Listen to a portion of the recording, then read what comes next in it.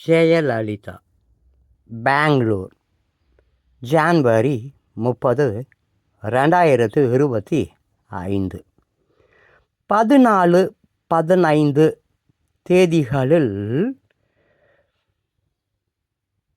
14, 15 தேதிகளில் ஜெயலலிதாவின் 27 கிலோ தங்க வைர நகைகளை தமிழக அரசிடம் ஒப்படைக்க வேண்டும். கர்நாடக கோர்ட் உத்தரவு. பெங்களூர், ஜான்வரி 30, 2025.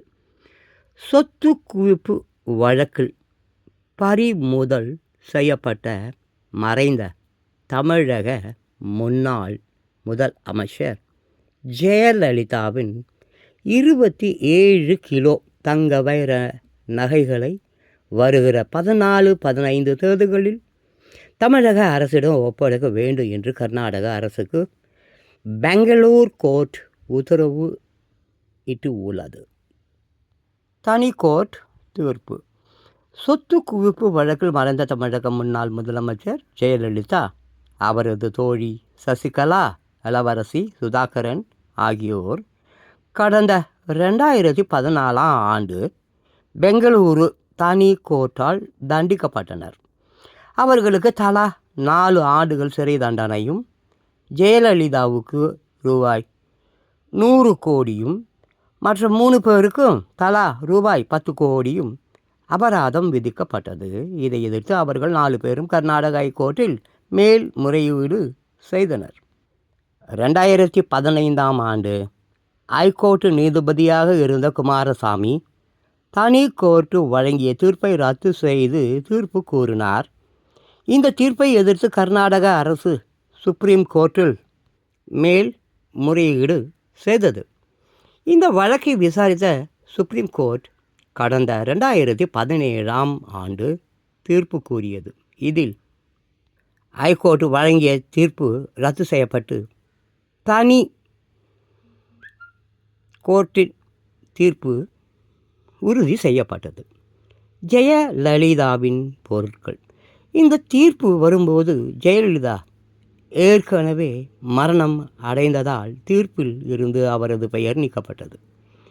இதை அடுத்து சசிகலா உள்பட மற்ற 3வரும் பெங்களூரு பரப்பன அகர்ஹார சிறையில் தண்டனையை அனுபவித்தனர். சுதாகரன் தனக்கு விதித்த அபராத தொகையை செலுத்தாததால் அவர் மேலும் ஓராண்டு காலம் சிறையில் இருந்தார். இந்த நிலையில் பெங்களூருவை சேர்ந்த சமூக ஆர்வலர் நரசிம்மமூர்த்தி பெங்களூரு செஷன்ஸ் மற்றும் சிபிஐ சிறப்பு கோர்ட்டில் ஒரு மனுவை தாக்கல் செய்தார். அதில் சொத்து குவிப்பு வழக்கில் பறிமுதல் செய்யப்பட்ட ஜெயலலிதாவுக்கு சொந்தமான நகைகள், நிலம் மற்றும் பொருட்கள் கர்நாடக அரசு வசம் உள்ளதால் அதை ஏலம் விடும்படி உத்தரவிட வேண்டும் என்று கோரினார். மனு தள்ளுபடி. இந்த மனு மீது நீதிபதி மோகன் விசாரணை நடத்தினார்.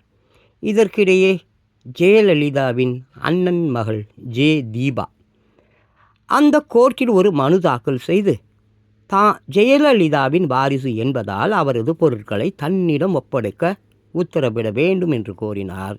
இந்த மனுவை நீதிபதி தள்ளுபடி செய்து உத்தரவிட்டார்.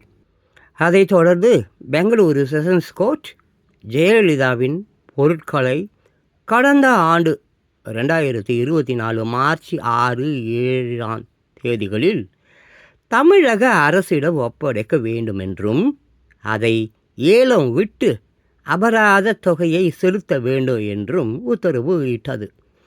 இதற்கிடையே செஷன்ஸ் கோர்ட்டின் உத்தரவை எதிர்த்து தீபா சார்பில் கர்நாடக ஹைகோர்ட்டில் மேல்முறையீடு செய்யப்பட்டது.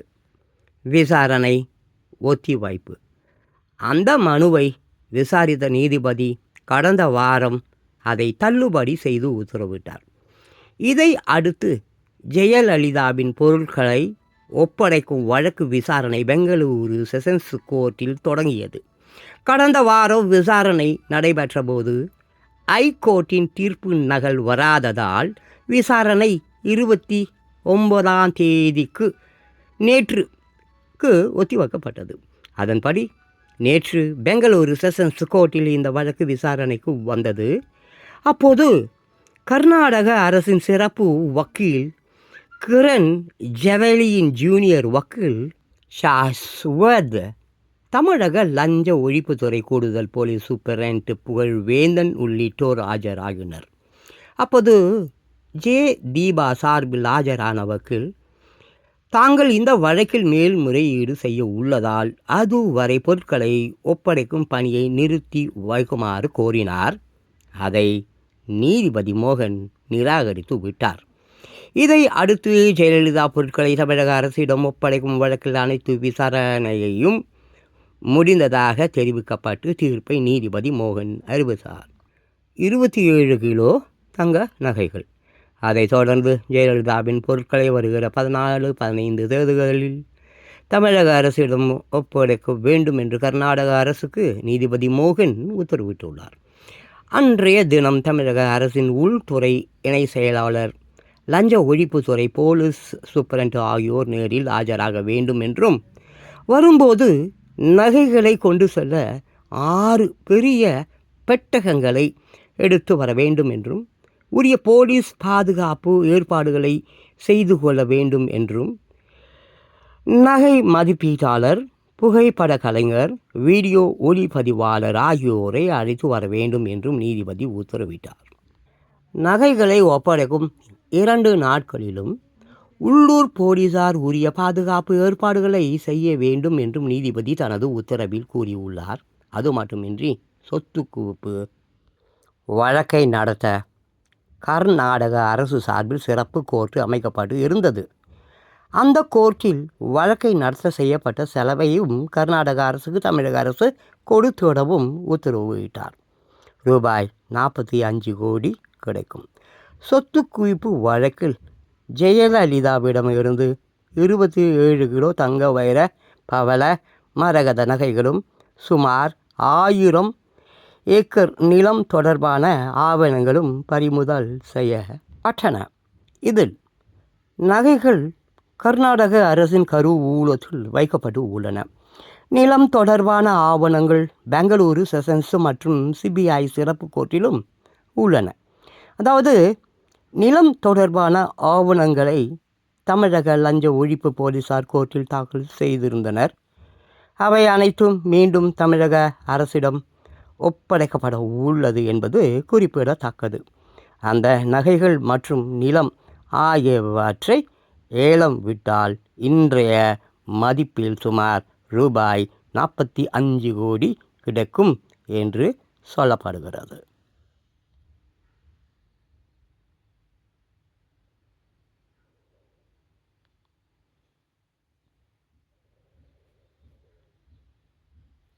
பதினாலு, 15ஆம் தேதிகளில் ஜெயலலிதாவின் 27 கிலோ தங்க, வைர நகைகளை தமிழக அரசிடம் ஒப்படைக்க வேண்டும். கர்நாடக கோர்ட் உத்தரவு.